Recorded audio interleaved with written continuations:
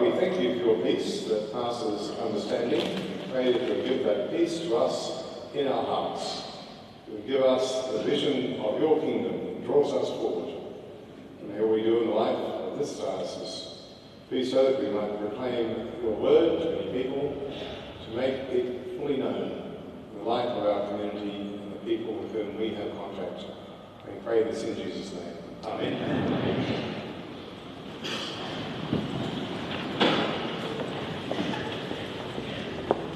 And I also want to acknowledge the Wurundjeri people of the Kooyoora Nations, the traditional owners of this land on which we meet, and pay my respects to their elders, past and present. Welcome to this third session of the 52nd Synod of the Diocese of Melbourne. And I commence with these words of prayer in the word water language that we have heard a number of times and were first sung as a hymn at the Mary Creek School well over a century and a half ago. Mongolmaman Mamanwi, Nelmiboran, Nelmiwan, Wakni Watapuna. O God, bless your Aboriginal people always. Recently, Aboriginal clergy from around the province of Victoria met at Bishop's Court over 2 days with the National Aboriginal Bishop, Bishop Chris Prowd, to work on ways in which the voices of First Nations people might be more clearly heard and honoured in the Church. As a result of these discussions, a provincial Aboriginal council was proposed. That areas for this council to engage with the 5 dioceses of Victoria and provide a vehicle in which Aboriginal aspirations involving a more just process for reconciliation between the first people of Australia and the Anglican Church may be developed and implemented. The early indications from the meeting of Provincial Council last Friday are that this may be both a challenging and timely step in the journey of continuing reconciliation. There are 5 Aboriginal priests within the diocese, 3 of whom work in congregational ministry, 1 in school chaplaincy and 1 in academia and also with local Aboriginal organisations. And I can report that a new local initiative emerged from the Bishop's Court meeting. And this is to organise a monthly gathering aimed at Aboriginal and Torres Strait Islander people, led by the Reverend Shannon Smith, Glenn Lockery and Gary Warity Deverell. It's intended to create a culturally safe space for Indigenous people from many places to worship and bear one another's burdens. Last year, I outlined the preliminary findings of the actuarial study on the extent of our financial responsibilities for redress of child sexual abuse in the diocese. This modelling, ahead of the introduction of the federal government's National Redress Scheme, estimated our liability to fall somewhere between $12.2 million and $21 million. And our accounts for the 2017 financial year have provision $14.4 million, a responsible liability based on the information we have. And I'm pleased that the Archbishop Council has reached an in-principle decision to dedicate an initial capital amount of $8 million to which $2.5 million will be added annually for the next 5 years to give confidence that redress payments can be honoured. It will be clear to us all that the large amount of redress payments that we expect to make over the next 10 years will have an impact on our budget, as well as our operational planning. The complete shape of the financial plan that will be needed over the next decade is the subject of earnest effort and is still being developed. You will, though, see some of its early principles shaping the 2019 budget and beyond. The National Redress Scheme came into operation on the 1st of July this year, and Melbourne Diocese has resolved to join Anglican Redress Australia, the redress scheme company of the National Church. The Prime Minister will make an apology to survivors of child sexual abuse in the coming days.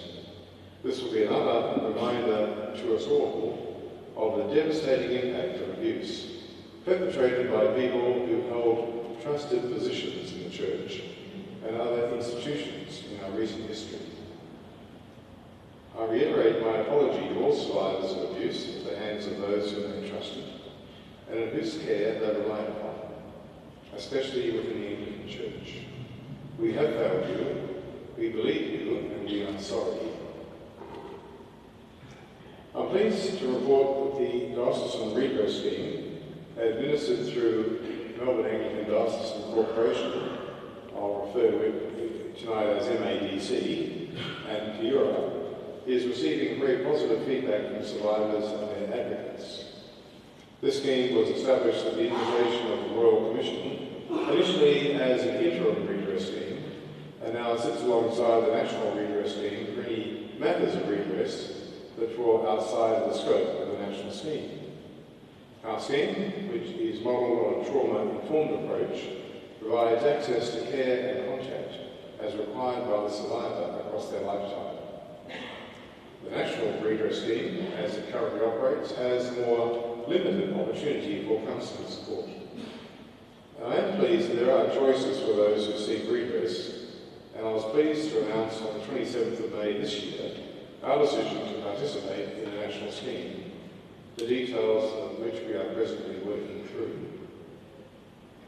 You've all been involved over the last 18 months in the processes to enhance child safety within the Church. This has arisen out of the government enacting child safety standards that apply to our institutional setting, and also through the Synod legislation that came from the 2017 General Synod, which this Synod adopted last year.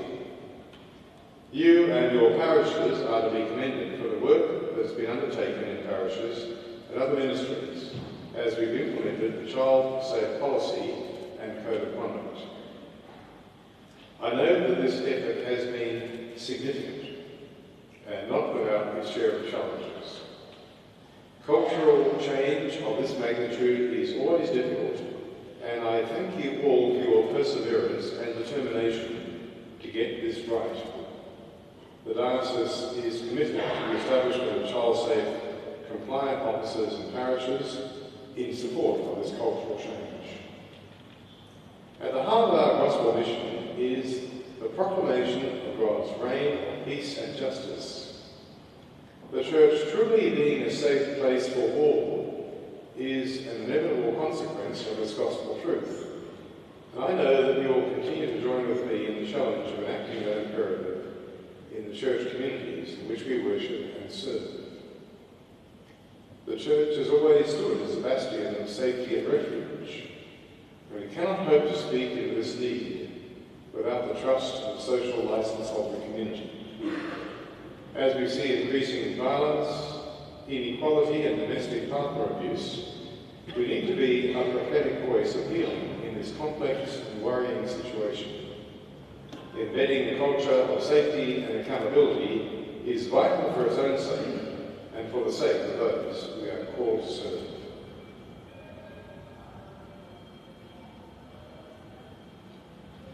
I've been pleased to see the development of our Prevention Against Violence program, led by Robin Boosie, whom you heard preach to us tonight, and chaired by Bishop Janine Blackmore.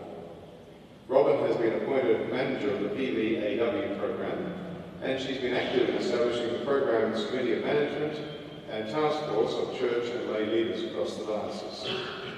This program is expanding and moving beyond the early remit of active bystander and intervention work as it seeks to build skills in our parishes and congregations. It is essential for us to aim to change the culture of our society that, as you heard tonight, permits violence and to address the norms, practices and structures that underpin violence against women. The committee have just recently confirmed the program's vision as positive, equitable relationships between and among women and men, girls and boys, and zero tolerance of violence against women in the diocese and the community. Please support this important work in your parish. Discussions have also begun that will involve both theological colleges and others in the diocese in the creation of an accredited program around professional and personal boundaries.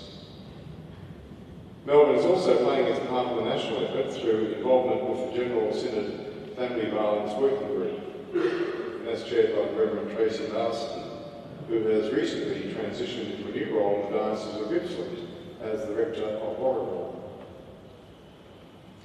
The Prevention of Violence Against Women program and our emerging program for disability inclusion are part of the broader work of Parish Partnerships. And this initiative has been under the careful leadership of Archbishop Jan Crombie for the last 4.5 years. And I pay tribute to Jan's work in this area. Jan concluded her work in Melbourne at the end of July and has now returned to parish ministry in Brisbane. Reverend Dr. Nick White has been appointed to the role of Diocesan Partnerships Coordinator, and I warmly welcome Nick to this ministry. Nick will continue to work with our partners in Anglican and the Brotherhood of St Lawrence to explore, discern and nurture ongoing parish partnerships. Homework clubs, refugee support groups, the Dream Stitches sewing program, the Brotherhood of St Lawrence Good Neighbour project and our own pastoral listening workshops have all been instrumental in training parishioners in a range of skills in this area. Hospital chaplaincy is a vital ministry and has been at the heart of Anglican witness in Melbourne since the earliest days. We are funded by a mix of government grants and money from our own budget. Spiritual Care Victoria administers the government grants according to the percentage of Anglicans in the most recent census figures. You will be aware that the census reports a decreasing percentage of people identifying as Anglican. This results in reduced funding for our hospital chaplaincy effort at a time when the chaplains report, in fact, an increasing workload. With our own budget being stretched, it's not easy to pick up the shortfall from our own sources. As important as it is to have a professionally trained chaplaincy team, I can see an increased role for volunteer chaplains in the future and greater involvement of parish partnerships to meet the growth of chaplaincy needs. At an individual level, we can contribute financially to this work through the Melbourne Anglican Foundation Chaplaincy Fund or through parish giving on Hospital Chaplaincy Sunday.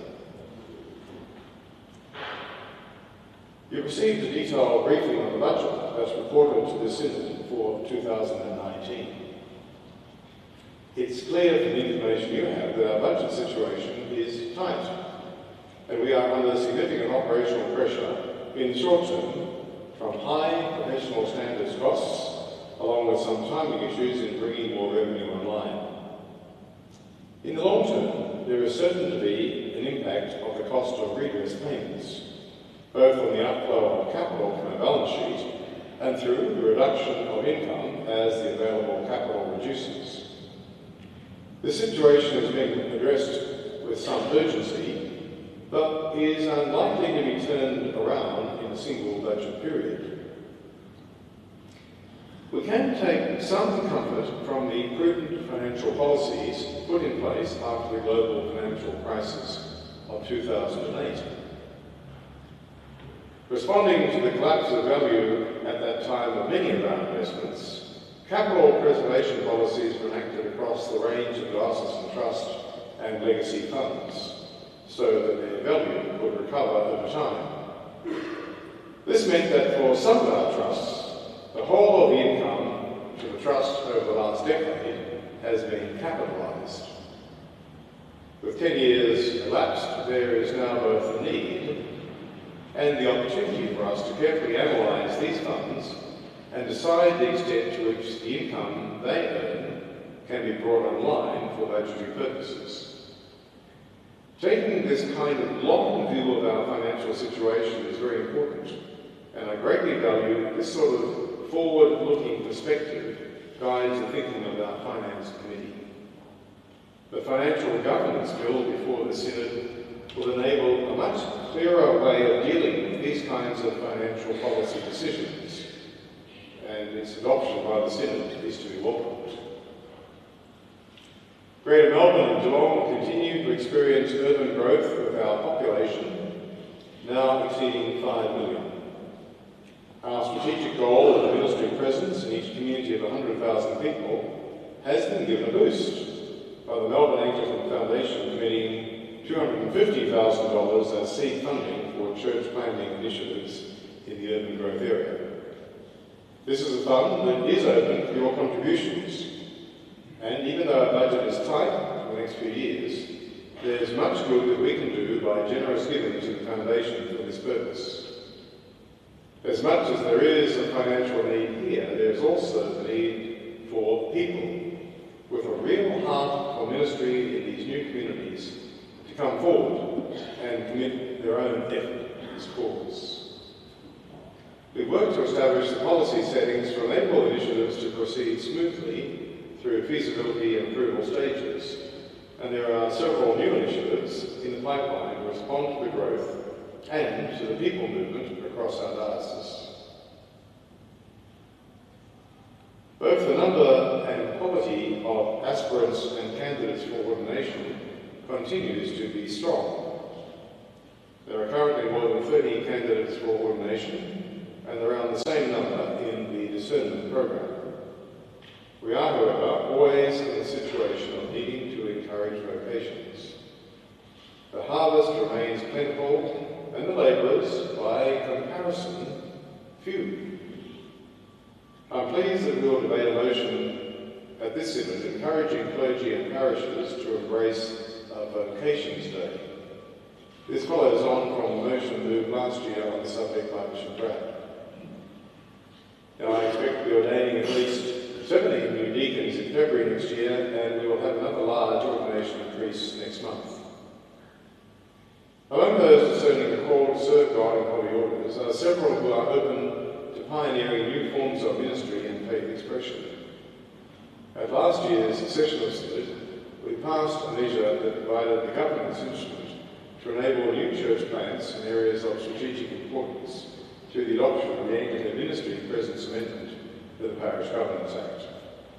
As I mentioned earlier, I'm greatly encouraged by the Melbourne Anglican Foundation's decision to partner with us by making some of its capital funds available as seed funding for new initiatives across the diocese under this measure. It's pleasing to see the structured approach now being taken in respect to youth ministry in the diocese.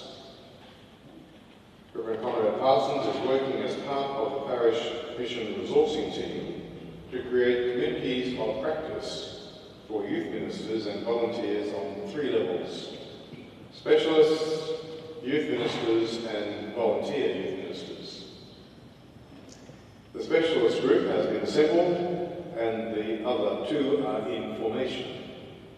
And I hope that the specialists will be able to impart their knowledge and experience and wisdom through advice and coaching, and through the development of their own communities of practice. This model seeks to incubate new leaders and create a pipeline of new and emerging youth leaders. And I encourage clergy across the diocese to link their youth leadership to this program and to participate in the youth supervision training that is on offer. I recently hosted an event with some of these young leaders at Bishop's Court and know how inspiring they are in their determination to serve God and to renew the Church's vitality. Developing effective programs that engage with the spiritual aspirations of the younger members of the diocese is critical for the future of the diocese. And I'm establishing a youth advisory forum in 2019. This forum will be twice a year and provide a place where the voice of our young people will be heard. Meetings are planned next year, or February and August. We have nearly 50 clergy across the diocese who minister in a language or culturally specific context. Many more minister in highly multicultural congregations. English is a second or subsequent language for many members of our diocese. I wonder tonight, we probably aren't as well represented here, but how many people here at Synod grew up with our home language that wasn't English?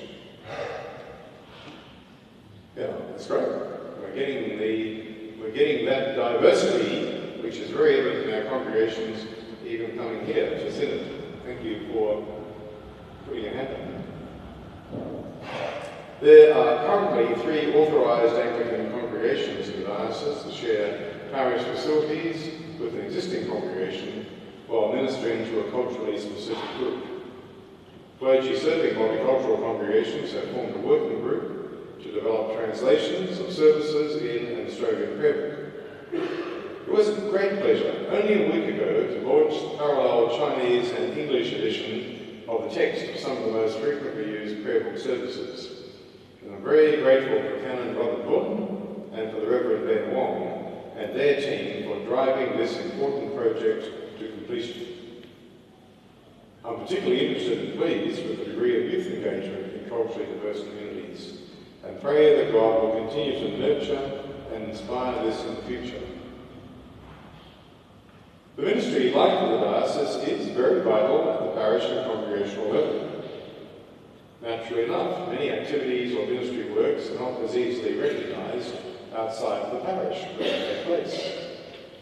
The development of a new diocesan website has, however, provided an opportunity to see what services and ministry activities are happening. 180 parish websites have been surveyed, and I think that it's significant that there are 115 of these parish websites that advertise mainly music programs, parish-based playgroups, or messy church activities. Youth ministries are also represented in 30% of this group of 180 parishes.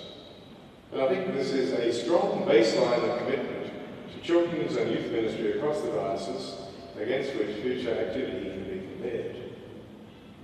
Opportunity shops are relevant and live for 56 of the 180 parishes surveyed and provide an opportunity for contact with a large number of unchurched people on a daily and weekly basis. The Pathways model that's known to many of you through the work of Ed Morgan and the Parish Mission Resourcing Team provides a model of how this sort of contact can feed into fresh faith journeys and renewed church membership. I congratulate and thank parishes for this presence in the community, and I encourage all parishes to consider how they may develop and explore ways that God's Word may touch many more in our community. Melbourne Anglican Diocesan Corporation, MADC, as we've become used to calling it, has continued to consolidate its position over the past year. The corporation has made real strides to gather lay staff and clergy within its payroll system and is the effective employer of the clergy for the purposes of the work cover legislation, one of the main reasons for the corporation's formation. This means that the MADC is now a company of over 600 employees and deemed employees for the purposes of work cover and has an annual payroll of more than $23 million.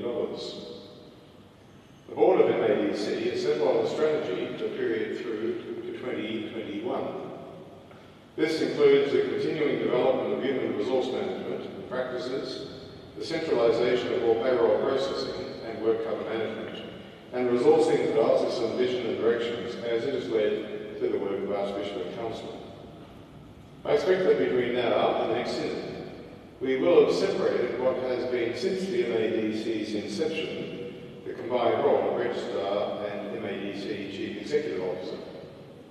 I'm grateful for the big effort that Ken Spackman has contributed to the successful launch of MADC, and it's now time to allow him to continue this good work with a sole focus on the effective operation of MADC as it serves the delivery of diocesan strategic objectives. Work has commenced on a revised role description for the Registrar's position, now that the business services responsibilities are squarely with MADC.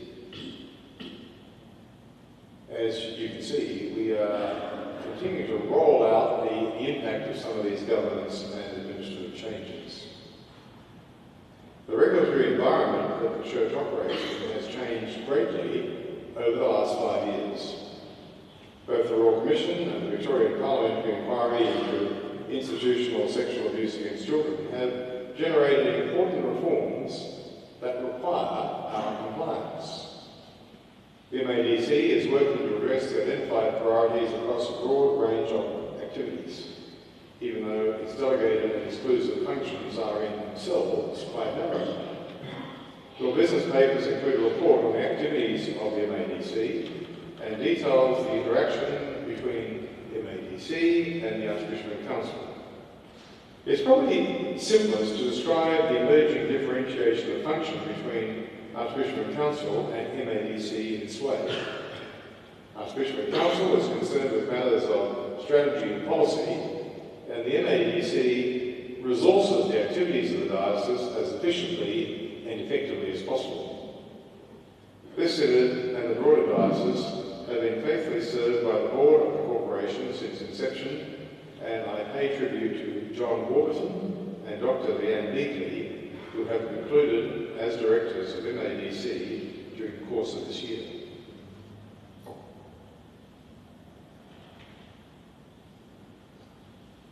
One of the important roles of the MADC is to oversee the relationship between the diocese and Kooyoora, the independent scheme company established to administer the Professional Standards Uniform Act. You will be aware of Kooora's broader role in the provision of clearance for ministry and clearance for service processes, and its role in the administration of professional standards complaints. The establishment of Kooyoora by the Synod under the Professional Standards Uniform Act was a genuine response to the Royal Commission recommendations about the importance of independence in the complaints and redress processes. A little over a year into their operation, Kooyoora continues to strive for best practice in complaints handling and resolution. Since January of this year, Kooyoora has received 161 requests for assistance through the 1-800 number and has received 32 complaints. They have processed 132 clearances for ministry and good standing requests and have become the point of contact for the Commissioner for Children and Young Persons, another acronym, CCYP. When we adopted the Professional Standards Uniform Act, we expected that the cost of professional standards management in the diocese would, in time, reduce. To date, this has not been the case, which is disappointing.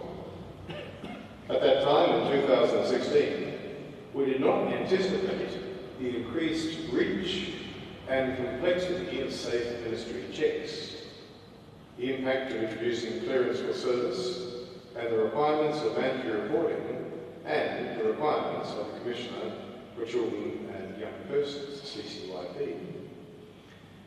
As well as these operational and compliance demands, we've also seen the growth of complaints of bullying arising in parish ministry contexts. The impact of redress payments and administration, along with the costs of Kooora's operations generally, have had significant negative impact on the operating budget of MADC. It is probable that the costs associated with Kooyoora will be more than double the $450,000 allocated in this year's budget, and our funding for 2019 indicates a likely funding requirement of $1.3 million for this activity. These are significant costs, and work is underway to understand from Kooyoora how the direct costs of their operation can be contained and reduced over time. This is likely to involve a greater emphasis on preventing conflict and disputes in parishes, escalating bullying complaints. Alternative dispute resolution pathways are available and may need to be activated earlier and more often to respond to matters that are more suited to resolution by this means. Indeed, we've already seen the deployment of teams within the diocese to assist parishes where low-level conflict exists. And I thank Bishop Janine for leading and championing that approach. It's so important to strive to manage things at the earliest time, at the lowest level, because it just seems to be one of the truths of our human nature that in church context, in any kind of close familial context, conflict can escalate very quickly and become then not so amenable to these kind of low-level interventions. And I know that there's always interest and a range of opinions about the venue for our meeting of synod. I'm glad you agree. The Synod Business Committee has determined that the first session of the 53rd Synod in 2019 will meet here, once again in the Cathedral, and a decision regarding the second session to be held in 2020 will be made in the next few months. And we need to make that decision regarding 2020 that soon, because any suitable alternative venue require several years in advance booking. The possible alternative venues to this cathedral, of course, are prohibited, but the advantage of enhanced facilities will be factored into the decision that's made. Members of Synod will be aware that we have been working on better managing a range of issues that assist the inclusion of people with disability in the life of the Church. Disability inclusion has been added to the outcomes of our Vision and Direction Strategic Framework. This will be served by a committee of management structure, the employment of a program manager with funding from the Diocesan Insurance Office, and the formation of a disability inclusion reference group. This structure is based on a pattern of learnings from the successful Prevention of Violence Against Women program. Access to churches is often problematic, especially in buildings like this one that are constructed over multiple levels. The levels don't need to be great differences to make disability access challenging. We need to understand and enact on the information we have to make our worship and other activities more inclusive for disabled people. The Federal Parliament moved quickly after the conclusion of the postal ballot on same-sex marriage to amend the Commonwealth Marriage Act. The Marriage Amendment, Definition of Religious Freedoms Act 2017, became law on the 8th of December last year. This is a significant cultural change in our society. The legislation provides for ministers of religion to only solemnise marriages according to the principles of their denomination, which for Anglicans means that clergy are only authorised to officiate at a marriage between a man and a woman. Naturally enough, the commitment of love and self-sacrifice to each other in marriage is a very personal commitment, as much as it is a key relational building block of our society. Christianity will be seen by some in our society as one of those central planks of a heteronormative culture that has criminalised homosexual people and their behaviour and still doggedly resists change. For others, it is a first-order concern to uphold the received teaching of the Church that marriage is only open to people who are heterosexual in their attractions and relationships. It's easy to see how this becomes a very personal and sometimes risky conversation when people disagree. And it's no wonder that suggestions about continuing conversation are met with circumspection. Archbishop Justin Welby has made the case of what we might call good disagreement. He says, "We are one because Christ made us one, in spite of our disagreement. The koinonia of the Anglican Communion holds within its unity difference and deep disagreement. It is by staying together in our disagreement that we bear witness to Christ as our only source of communion. Deep disagreement may well make that certain communion less visible and more strained. But if communion is indeed the irreversible achievement of the Paschal Mystery, nothing we can do can break it. If the Church is called to be the sign and servant of God's design for the communion of all under the Lordship of Christ, according to Ephesians 1, then maintaining communion at a time of serious disagreement becomes the evangelical witness." And that closes Archbishop Welby's words.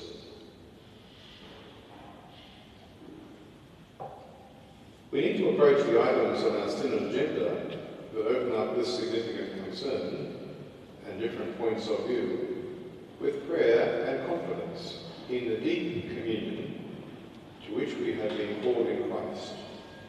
The deep communion which we just shared immediately before in the Eucharist. Kindness in thought and speech towards those with whom we disagree will undoubtedly be a great virtue in our life together, in this and everything, in these next days.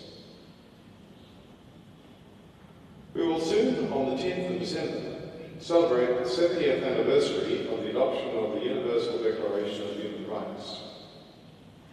This action by the United Nations General Assembly in 1948 arose out of the very immediate background of the suffering of so many civilian non-combatants and displaced people during the Second World War and its aftermath. Australia was one of the 8 countries tasked with the drafting of the declaration, and Dr. H.V. Everett was highly influential in the shape of the final draft and its passage to the General Assembly.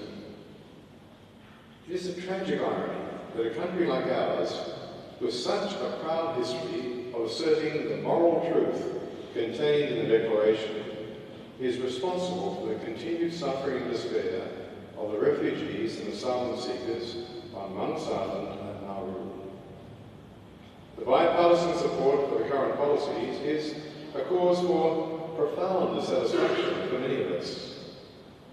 Synod members were here in 2014 will recall gathering for a photo just outside of the cathedral pavement under what was then the new banner that proclaimed, "Let's make refugees fully welcome," as an expression of our solidarity with refugees who found a home here in Australia, those who face an uncertain future in transit countries, as well as those stranded in offshore detention. How sad that 4 more years have passed with no meaningful change to the prospects of the men on Manus Island and the families on Nauru. Bishop Philip Huggins has just concluded his responsibilities as the bishop for the Youth and Long Episcopate when he reached the age of 70 years, which was just yesterday. Good timing, I would say. Bishop Philip has had a long and meritorious service as a bishop in Perth Diocese, as the Bishop of Grafton, the administrator of Ballarat Diocese, and here in Melbourne since his appointment as Assistant Bishop in 2004. Bishop Philip gave great leadership as Board Chair of the Brotherhood of St. Lawrence and continues as President of the National Council of Churches in Australia. He's been a generous disciple of Jesus and has been one of the most intentional people I know in keeping our Lord in his heart and his mind as he goes about his daily ministry. Thank you, Philip, for the friendship and care that you and Liz have shown to Joy and me during our now 12 years in Melbourne, and before that, when I was Bishop of the Northern Territory. I know that many others will testify to your care and faithful ministry. This has been evident across the range of responsibilities you've exercised in the Diocese of Melbourne, both here in Melbourne and in Geelong. Thank you especially for your most recent ministry as the inaugural Bishop of the Youth and Long Episcopate, and your unfailing advocacy for those people who would have otherwise gone unchampioned in our community. I know that you'll join with me in expressing your appreciation to him and in praying that Bishop Philip and Liz will have a rich and fulfilling time in all that comes after the season of ministry.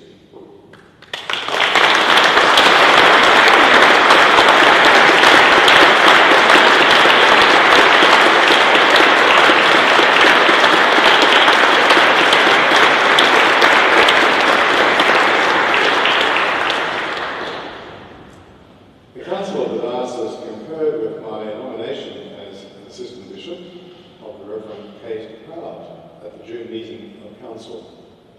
Now, Bishop Kate, she was consecrated a bishop here on the 6th of October and is amongst us in the second week of her Youth and Long Episcopate responsibilities and handover. Probably even shorter time fully in the role herself. Bishop Kate has maintained a bivocational ministry in her profession as a psychologist, alongside chaplaincy, parish, and examining chaplain ministries. I think that there will be more ordination candidates in the future in whom we may recognise a bi-vocational ministry. Kate's appointment as bishop will give heart to younger candidates that this is a real ministry that does not cut them out from senior leadership in the church. I also think it was good to have another woman in the team of bishops in Melbourne. I know from talking with some of the younger women clergy in this diocese that our ministry culture and practice is still experienced as shaped by and for men. I don't think we can be complacent about this and need to actively shape the culture of ministry in this diocese by having more women in senior positions of responsibility. So thank you all, and I single out my episcopal team, Bishops Geneve, Paul, Brad, Philip and Kate, Bishop John Freier for his work in Bishop Assisting Primate, Ken Hutton, my Executive Officer, and all of the episcopal team, the Registrar, ADON, and Chief Executive Officer, MABC, Ken Spackman, the senior staff team of Archdeacons, Archbishop and Council, including the Chancellor, Deputy Chancellor and Advocate, the Business Services team, which includes Finance, Property, Human Resources, the Anglican Development Fund, and Anglican Funds, Insurance, Anglican Media, Information Technology, Archives and Parish Support, and the Dean and the Cathedral, especially for the hospitality and worship that they offer us over these next days. The area deans, as they've embraced our wellbeing initiatives, the Anglican schools, agencies and chaplaincies. We are a big community and network of people, differently interacting, but all engaged in things which touch to the heart of our Lord's continuing presence and ministry and mission in our city. All those I've mentioned served ministry in your parish, authorised Anglican congregation, chaplaincy or other context.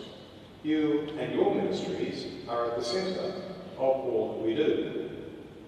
Committed membership, spiritual worship, and outreach to those who are not part of the church and the communities in which you serve are at the heart of making the Word of God fully known.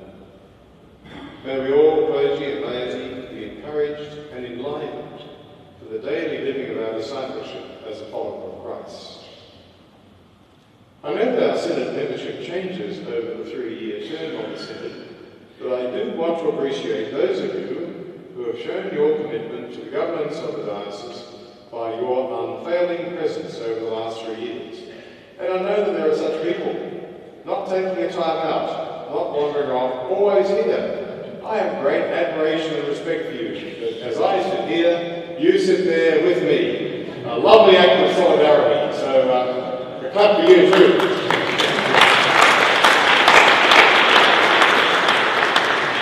And if you're more of a visitor at Synod, you could perhaps feel a little admonished by the dedication of those we've just affirmed.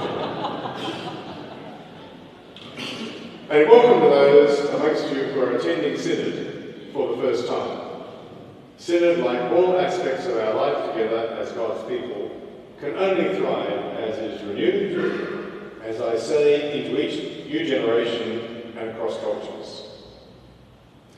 So let us approach our Synod with the confidence that our Lord Jesus Christ, the Lord of the Church, will, through the presence of the Spirit, enlighten our hearts and minds, our thoughts and our speech, to the glory of God the Father.